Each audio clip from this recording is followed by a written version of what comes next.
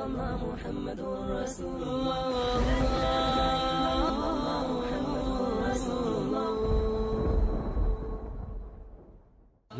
وقتا مسلمانان از برآمدن پیامبر صلی الله علیه وسلم از مکه به سوی مدینه آگاه شدند، شاد شدند، از شادی در خود نمی گنجیدند.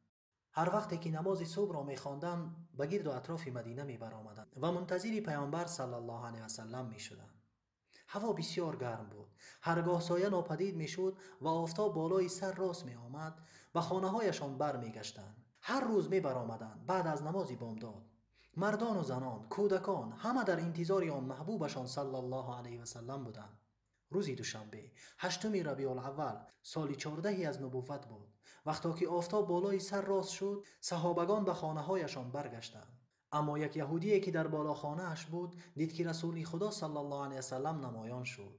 با تمام آوازش صدا کرد: ای بنی قیله، ای بنی قیله، این همان بابایتان است که شما منتظرش بودید. مردم همه از خانه ها بیرون شدند. شادی کنان، تکبیر و تهلیل گویان به آمدن پیامبر صلی الله علیه وسلم شادی می کردند. مردان و زنان، حتی کودکان او را انتظار بودند. از دور او را می دیدند. با ابوبکر صدیق رضی الله عنه آمده ایستاده است. بسیاری از اهل مدینه پیامبر صلی الله علیه وسلم را ندیده بودند. نمی شناختند که پیامبر صلی الله علیه وسلم کدامی از آن دو نفر است. اینش پیامبر باشد یا دیگرش. اینجا ابوبکر رضی الله عنه با کرتش پیامبر صلی الله علیه وسلم را سایه افکنی کرد. وقتی که مردم این منظره را دیدند دانستند که کی پیامبر صلی الله علیه وسلم است و کی ابوبکر صدیق. همگی به پیشواز برآمده بودند. این یک لحظه خوبی برای آنها بود.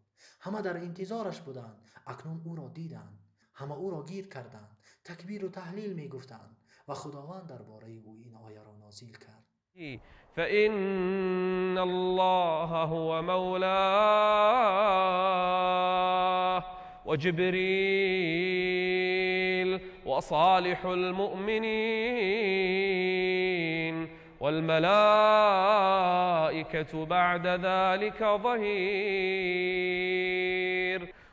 همین طور پیامبر صلی الله علیه وسلم در روز دوشنبه در قبا در بنی عمرو ابن عوف رسید و پیامبر صلی الله علیه وسلم در آنجا چند روز باقی ماند و همه اهل مدینه از آمدن پیامبر صلی الله علیه وسلم خیلی شاد بودند.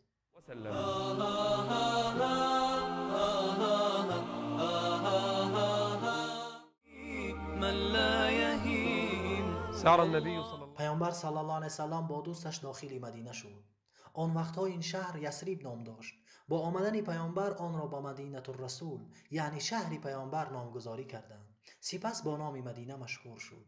پیامبر صلی الله علیه وسلم با اشترش به مدینه داخل شد. همه انصاری ها یگانه آرزویشان این بود که پیامبر خدا صلی الله علیه وسلم در خانه آنها بماند. آنها از لجام اشترش گرفته می گفتند: مرحمت ای رسول خدا، مهمان ما بشو. پیامبر صلی الله علیه وسلم گفت: او را به اختیار خود گذارید. او را به اختیار خود گذارید. این اشتر مأمور است. این اشتر را خداوند ذوالجلال امر کرده است تا در کجا فراید. و آن اشتر در مکان ایستاد. سپس برخاست و به چپ و راست می رفت و بعد بر مکان اولش آمده آنجا نشست. پیامبر صلی الله علیه وسلم گفت: خانه کدام یکی از شما به اینجا نزدیکتر است؟ و آن اشتر در نزدیکی خانه های بنی نجار تقاهای پیامبر صلی الله علیه وسلم بود. اینجا ابو ایوب انصاری گفت: ای پیامبر خدا، این خانه من است. خانه من به اینجا نزدیکتر است. از خوشحالی می گفت. پیامبر صلی الله علیه وسلم به ابو ایوب گفت: برو و برای ما جایی را آماده کن تا کمی استراحت کنیم. ای خدا، ابو ایوب چقدر خوشحال شد از در آمدن پیامبر به خانه‌اش. چقدر خوشحال بود که پیامبر صلی الله علیه وسلم خانه او را انتخاب کرد. در آن مکانی که اشتر خوابیده بود پیامبر صلی الله علیه وسلم تصمیم گرفت تا در آنجا مسجدی بسازد. پیامبر صلی الله علیه وسلم به مدینه آمد و پس از چند روز همسرش سوده دختر زعمه رضی الله عنها رسید. سپس دخترانش ام کلثوم و فاطمه آمدند، اما زینب را باشد ابوالعاص او را مانع شد. و سپس فرزندان ابوبکر رضی الله عنه آمدند. مردم از مکه مهاجر شده اندک اندک می آمدند. لیکن در مدینه بیماری آنها را فرا گرفت. مدینه را یک وبای آمده بود. هرگاه هر غریبه به آن می درآمد به این بیماری گرفتار می شد. حتی ابوبکر صدیق رضی الله عنه به این بیماری گرفتار شده بود. حتی در این باره شعر گفته بود. اما بلال وقتی که به این بیماری گرفتار شد مکه و آنچه را که آنجا بود به یاد آورد. پیامبر صلی الله علیه وسلم دعا کرده می گفت خداوندا فلانی را به تو سپاریدم، فلانی را به تو سپاریدم، آنها ما را به زمینی وبای پیش کردند. سپس گفت خداوندا همان گونه ای که در ما محبت مکه است، مدینه را برایمان محبوب بگردان. خداوندا در هر چینکش برکت عطا کن، در میوه هایش برکت انداز. خداوندا این وبا را از این شهر بیرون کن، یعنی این بیماری را از مدینه به دیگر مکان ببر. سپس پیامبر صلی الله علیه وسلم در خواب دیدند که زنی با لباسهای سیاه با ترس و لرز از مدینه خارج شد، به دیگر گوشه زمین رفت. بعد از این خواب را به اصحابش تفسیر کرده چنین گفتند خداوند وبا را امر کرده است تا مدینه را ترک کند. بعد از این صحابگان همه شفا یافتند. بعد هذا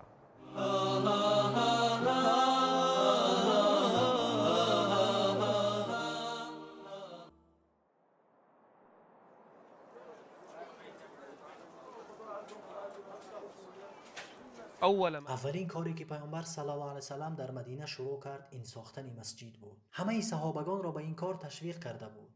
آنها به یک شادی و خرسندی شروع کردند به ساختن مسجد. پیامبر صلی الله علیه وسلم همراه آنها بود، بلکه در کار کردن از همه پیش می ایستاد. با آنها مسجد را می ساخت. وقتی که انصاری ها و مهاجرین این را دیدند، بعضی از آنها می گفت اگر ما بشینیم و پیامبر کار کند، این کار برای ما خاری می آرد. اصحاب همگی این را تکرار می کردند اگر ما بنشینیم و پیامبر کار کند، این کار برای ما خاری می آرد. وقتی پیامبر صلی الله علیه وسلم دید که آنها چنین میگویند و حال آنکه خود با آنها کار میکرد، گفت خداوندا زندگی جز زندگی آخرت نیست. خداوندا تو بر انصار و مهاجران رحم کن. خداوندا زندگی جز زندگی آخرت نیست. خداوندا تو بر انصار و مهاجران رحم کن. وقتی که دیدند پیامبر صلی الله علیه وسلم برای آنها دعا میکند، همگی مثل او چنین دعا کردند خداوندا زندگی جز زندگی آخرت نیست. این را می گفتند و به کار مشغول می شدند و این برای آنها شوق و ذوق را زیاد می کرد و آنها این کار را خیلی دوست می داشتند. مسجد ساخته شد. امت اسلامی را از این مسجد بنا کردند. دعوت نیز از این مسجد پهن شد. این مسجد برای مسلمان ها همه چیز بود. عمار ابن یاسر را بارهای وزنین بار می کردند. او به پیامبر صلی الله علیه وسلم گفت ای رسول خدا مرا به این بارهای وزنین می کشند. پیامبر صلی الله علیه وسلم با او نگاه کرده گفت ای وای بر تو، ای عمار، تو را این بارهای سنگین نمی کشند، تو را آن گروهی سرکش می کشند. و این از نشانه های پیامبری او صلی الله علیه وسلم بود. مسجد رسول خدا ساخته شد. کی بهتر است از آن کسانی که این مکان را می سازند؟ انما يعمر مساجد الله من آمن بالله واليوم الآخر. إنما يعمر مساجد الله من آمن بالله واليوم الآخر وأقام الصلاة إلى الآن. تا این وقت خانه برای زیست پیامبر صلی الله علیه وسلم نساخته بودند و او در خانه ابو ایوب زندگی میکرد. اما اخلاق ابو ایوب را با پیامبر صلی الله علیه وسلم بینید. او دو خانه داشت که آنها بالای هم بودند. گفت ای رسول خدا تو در خانه بالایی زندگی کن، من و همسرم در پایان زندگی میکنیم. من نمیخواهم که در بالای تو زندگی کنم. پیامبر صلی الله علیه وسلم گفت ای ابو ایوب برای ما خوبتر و بهتر است که در پایان زندگی کنیم تا از مردم پذیرایی کنیم. ابو ایوب راضی شد تا پیامبر صلی الله علیه وسلم در پایان زندگی کند و او در بالا. ابو ایوب انصاری میگوید در یکی از روزها یک ظرف ما شکست و از آن آب ریخت و ما ترسیدیم که آب به بالای پیامبر صلی الله علیه وسلم بریزد و ما تنها یک شال داشتیم و زود با آن آب را تازه کردیم تا به بالای پیامبر صلی الله علیه وسلم نرود. همین طور بنای مسجد ساخته شد و پیامبر صلی الله علیه وسلم از خانه ابو ایوب برآمد و در خانه خودش که در مسجد چسبیده بود زندگی کرد. وسلم.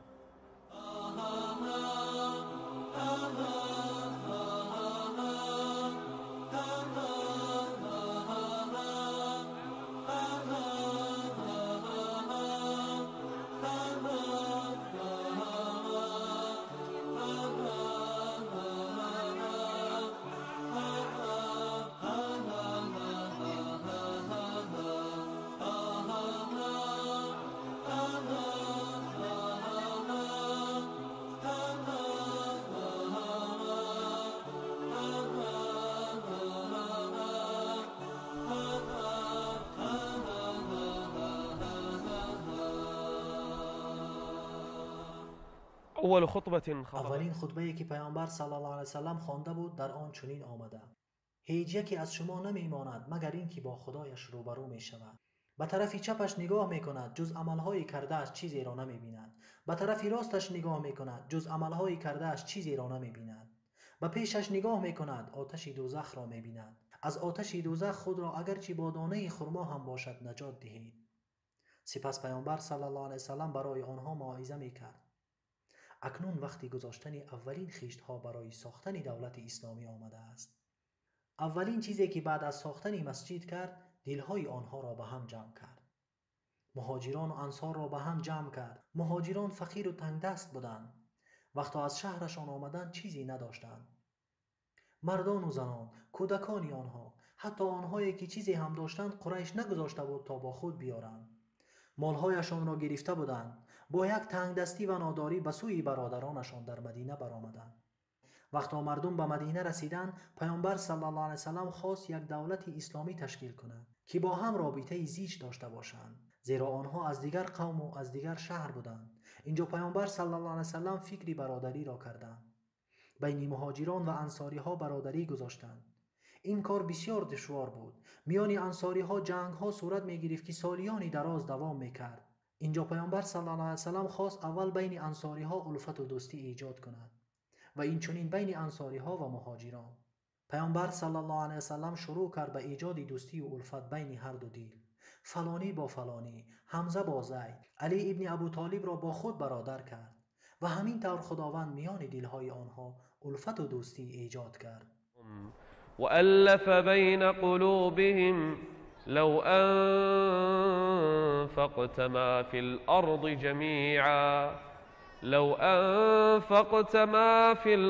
جميعا ما ألفت بين قلوبهم ولكن الله ألف بينهم. این خداوند بود که میان آنها الفت و دوستی ایجاد کرد. یکی از آنهایی که بینشان الفت و دوستی ایجاد شده بود سعد ابن ربیع انصاری بود.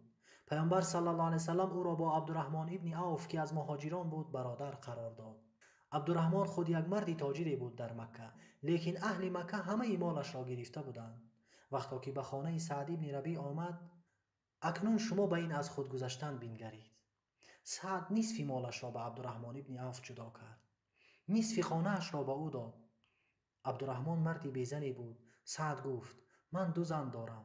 کدامی از آنها را که می‌خواهی انتخاب کن. من او را طلاق می‌دهم و با او ازدواج کن. عبدالرحمن تبسم کرده گفت: مالهایت پیش خودت، زنت از خودت. خداوند برایت در آنها برکت دهد، لیکن به من راه بازار را نشان بده. عبدالرحمن مردی تاجری بود. می‌دانست چه خیل تجارت را کسب کند. عبدالرحمن از خانه بیرون شد و آخری روز آمد که در دستش یک چند درهم بود. همین طور روزی دوم، روزی سوم شد، حتی که آهسته آهسته مالش زیاد شد. پیامبر صلی الله علیه وسلم روزی او را دید. چهرهش تغییر یافته. گفت: ای عبدالرحمن، چه شده است تو را؟ گفت: ازدواج کردم ای رسول خدا. گفت: برای مهرش چی داده ای با او؟ گفت: مقدار 1 نواد از طلا. خداوند او را با کسب دستانش بوی گردانید. اما انصاری ها بهترین مثل ها را زدند. همه آنها مالهایشان را 2 نصف کردند، به فقیران مهاجر دادند، با وجودی که هیچ رشته خویش و تباری بین آنها نبود. والذين تبوأوا الدار والإيمان من قبلهم يحبون من هاجر إليهم ولا يجدون في صدورهم حاجة مما أوتوا ويؤثرون على أنفسهم ولو كان بهم خصاصة یکی از آنها با چیز خود محتاج بود از آن میگذشت. به خانه احتیاج داشت لیکن از بهرش میگذشت. به خاطر کی؟ به خاطر برادر مهاجرش. و این بود که یک دولت بزرگی تشکیل شد. آنها پیش از این بین هم دشمنی داشتند. میان آنها جنگ ها صورت می گرفت. با این وجود خداوند بین دلهای آنها الفت و دوستی ایجاد کرد و یک دولت اسلامی بزرگی تأسیس دادند که دلهای بعضیشان به همدیگر الفت و دوستی داشت. و این یکی از اساسهای این دولتی با برکت بود. مبارکه.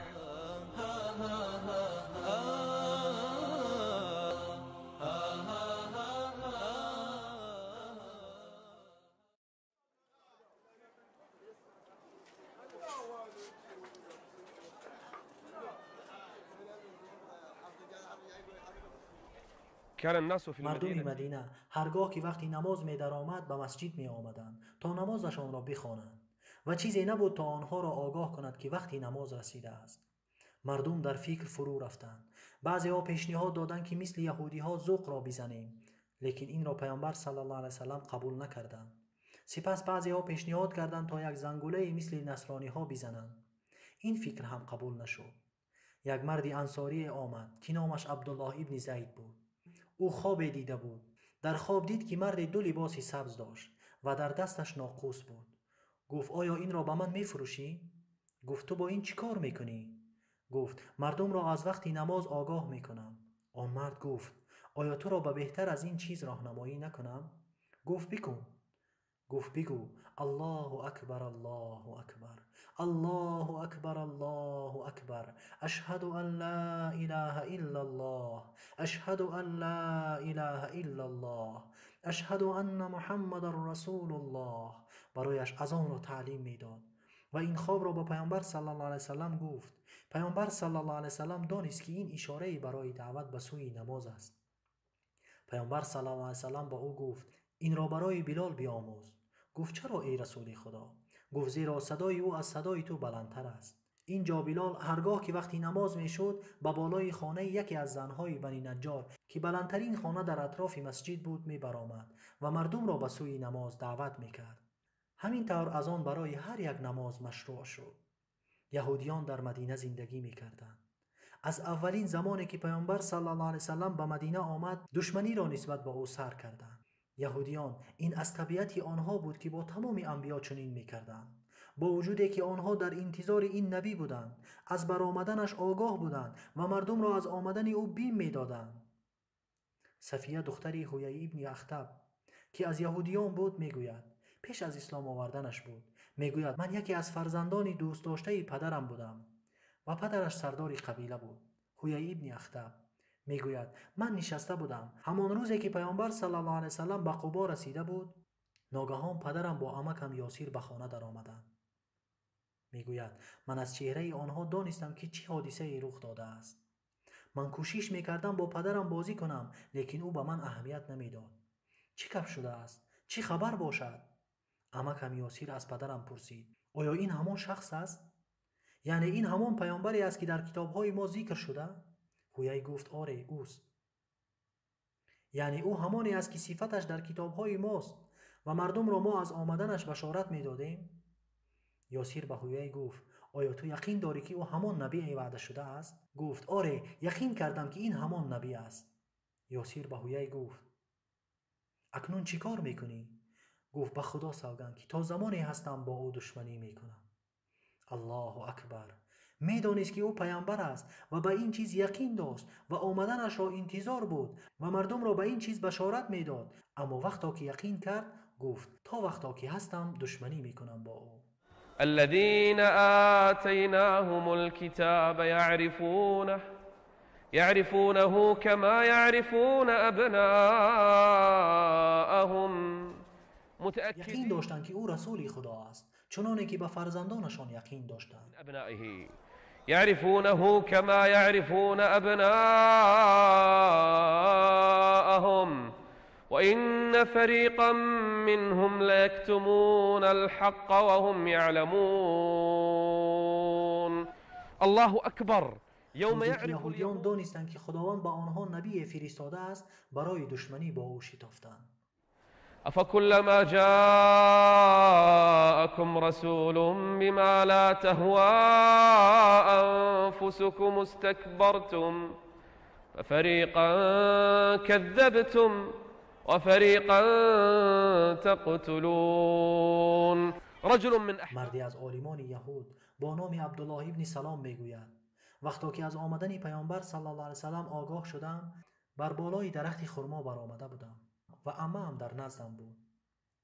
وقتا که شنیدم او وارد مدینه شد گفتم الله اکبر.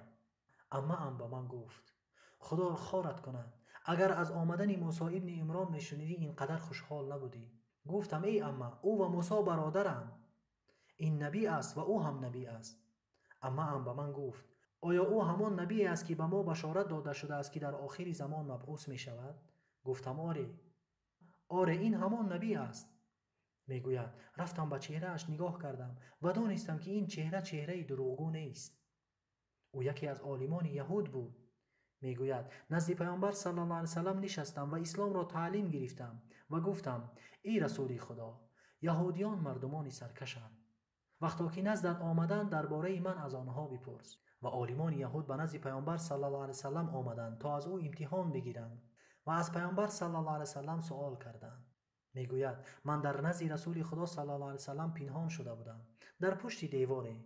وقتا که عالمان یهود آمدند تا او را از دین و اسلام بپرسند، پیامبر صلی الله علیه وسلم گفت درباره عبدالله ابن سلام چی میگویی؟ گفتند او عالم ماست، او پیشوای ماست. پیامبر گفت آیا فکر میکنید که او اسلام بیارد؟ گفتند خدایا پناه، هیچگاه. گفتند او نزد ما یک عالم است. اینجا عبدالله ابن سلام برآمد و در پیش آنها گفت اشهد ان لا اله الا الله و ان محمد رسول الله. وقتا که یهودیان به او نگاه کردند چهرهشان تغییر یافت و گفتند او بدترین کس میان ما است. الله اکبر. کمی پیش پیشوای آنها بود، اکنون بدترین آنها شد. عبدالله گفت ای رسول خدا، آیا دیدی؟ این یهودیانند، قومی سرکش. از روزی که پیامبر صلی الله علیه وسلم به مدینه آمد دشمنی را آغاز کردند با وجودی که می‌دانستند او رسول خدا است. رسول الله.